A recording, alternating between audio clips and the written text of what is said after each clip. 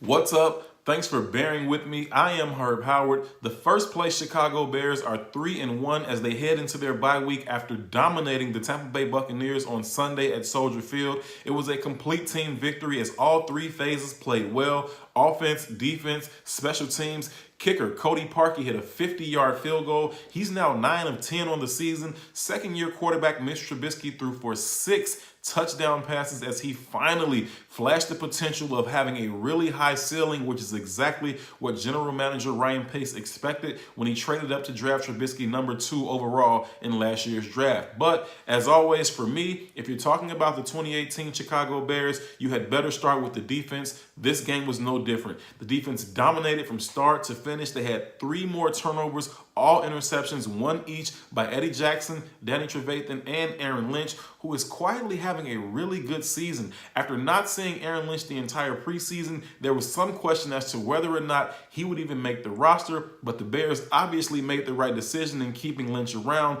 Not only did he have the interception on Sunday, but he also had a sack. The Bears as a whole had 4 more sacks on Sunday as they continue to make their case as the best defense in the league. They are led by none other than Khalil Mack, who continued to make his own case for Defensive Player of the Year. Yet another sack fumble for Mack on Sunday. He also tipped the ball in the air that led directly to Danny Trevathan's interception, and Khalil Mack's pass rush also led to Eddie Jackson's interception, which is good because Khalil Mack owed Eddie Jackson an interception from last week, as Eddie Jackson's pick 6 was called back because Khalil Mack had jumped off sides. The Bears are playing well at all 3 levels of their defense, including undrafted rookie free agent cornerback Kevin Tolliver out of LSU, who had to step up and start in place of the injured Prince Amukamara. He was able to hold his own against an offense who came into Sunday's game having thrown for 400-plus yards in 3 straight games. The Bears expected them to go after Kevin Tolliver, and they certainly did, which was evidenced by the fact that Tolliver was able to lead the Bears in tackles with 7.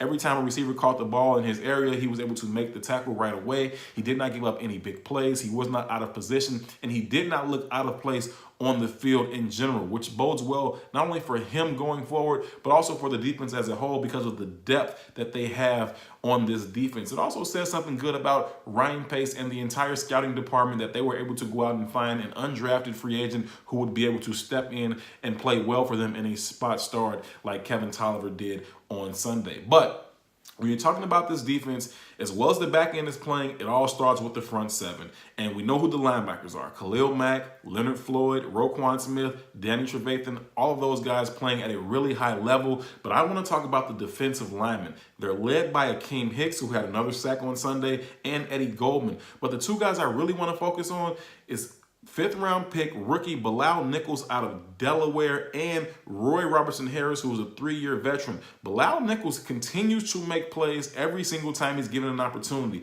He's strong, he's quick, he can penetrate the backfield. He's making plays every single time he's on the field, and he's really solidified that rotation up front. Roy Robertson Harris, 3rd year undrafted out of UTEP. He came to the Bears 6'7", 255 pounds. He's now 295 pounds, having added 40 pounds of muscle without losing any of his quickness or speed. Roy Robertson Harris is turning into a beast right before our eyes. You put the Bears tape on, you see number 95 all over the field. He's flashing, he's in the backfield, he's making plays up and down the line of scrimmage. He's versatile, he can play inside, he can play outside, he's good against the run, good against the pass. I really, really like what I'm seeing from Roy Robertson Harris. I expect him to continue to develop and become a really, really good player in this defense. You throw in Jonathan Bullard, the 3rd-round pick from Florida Gators a few years back, and the Bears have a solid 5-man rotation on the defensive line that is really, the anchor of this defense. They're playing really, really well. You can tell that defensive coordinator Vic Fangio is getting comfortable with all of the pieces that he has to play with. You're starting to see some exotic rushes, some different stunts on the defensive line, some blitzes from some different places. One play last on Sunday, the Bears dropped back both Khalil Mack and Leonard Floyd dropped back into coverage. Neither of them rushed the passer, and the play almost resulted in an interception as Leonard Floyd was able to get his palm on the ball and tip it up in the air. So Vic Fangio is certainly getting comfortable with the defense. You have to remember that his best player, Khalil Mack, didn't even come to the Bears until 1 week before the season. Rookie middle linebacker, who the Bears had high expectations for, didn't show up to camp until 2 weeks before the season. So 2 of his most important players for Vic Fangio didn't come until a couple of weeks before the season. And so he was trying to get adjusted and get them acclimated to the defense while the season had already begun. He's starting to get more comfortable with them. You're starting to see him do a lot of different things, which is going to be even more confusing for offenses, even more complicated for quarterbacks to try and figure out where some of these guys are coming from as they disguise the coverage, disguise the blitzes. I expect this defense to continue to get better and better as this season goes along and lead this offense, which finally showed some signs of matching this defense and being a supportive group offensively. Mitch Trubisky had his finest game as a pro by far. He threw for 6 touchdown passes. I told you guys last week, the area that he was struggling with most was consistency with his accuracy. And he still missed a few throws on Sunday. But when he connects, you can tell that he's reading the field properly. He knows where to go with the ball most of the time.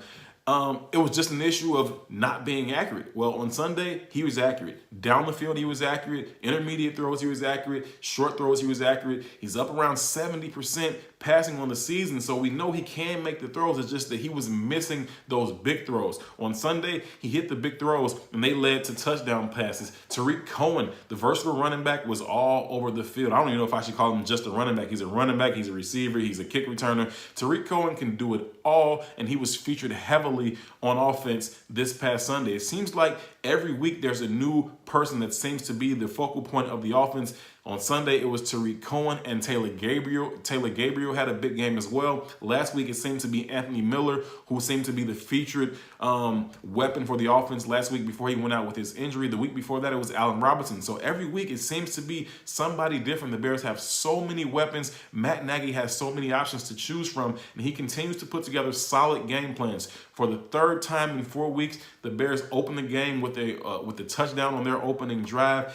The scripted plays that Matt Nagy puts together, he knows how to attack the defense. He knows how to put his players in position to be successful. They're studying during the week, and they're coming out and they're playing well. They're executing on those opening drives. And when you put a touchdown on the board early in the game, having the defense that we have, it puts you in a really good position to win the game. If you can get an early lead and force the other team to have to pass the ball, put them into some predictable situations where now Khalil Mack, Leonard Floyd, Akeem Hicks, all these guys can just pin their ears back and go rush the passer. It's going to bode well for you in most games. The Bears were able to knock Fitzpatrick out of the game as Jameis Winston came in after the half. He didn't fare much better. He came in. He also had a couple turnovers. The Bears defense is playing at an extremely high level, and the offense was able to support it this week. I expect this team to continue to get better and better and better, continue to take steps forward. So long as the offense does not turn the ball over, the defense is going to have them in position to win every game that they are in. This team is starting to look really, really good. They aren't winning based off some type of fluke plays. They are just lining up and smacking people in the mouth, and they're dominating you on defense, and you can see this offense continue to get better and better and better. If that continues, the Bears could find themselves playing for a long time this season. I won't start to make predictions just yet, but I am starting to get really excited about the Bears this season. I wrote a letter to some of my friends that we watched the game with. I wrote a letter. I said, "Dear Bears, are you serious? Like, is this really happening? Are you guys really this good? Because you're starting to play with my emotions. I don't want to get too excited and then you guys aren't really that good." I think they really are that good. This isn't any type of fluke. They are playing really good ball on both sides of it. They're playing good defense at all 3 levels. And if it continues, the Bears are going to find themselves playing deep into December and on into January. Thank you for bearing with me. Continue to keep it here. I'll report back to you guys at some point through the week. We'll do some updates. The Bears have a bye this upcoming week, so I want to talk about some of the things. Let's kind of review some things that we've seen so far. Most of them are good. Some of them are bad. I don't like the way that we've been managing the timeouts at all. I want to talk about that. Other than that, I've seen nothing but good things from Matt Nagy, but the timeout situation is really starting to become a problem, and it's not a big deal when you're blowing people out, but when you get into close games, it's going to become an issue. So we want to manage those timeouts better. Continue to stay here with me. I appreciate each and every one of you. Thanks for listening. Thanks for watching. Thanks for commenting. I try to get back to each and every one of you if you leave me a comment. So thank you again for bearing with me. I am Herb Howard.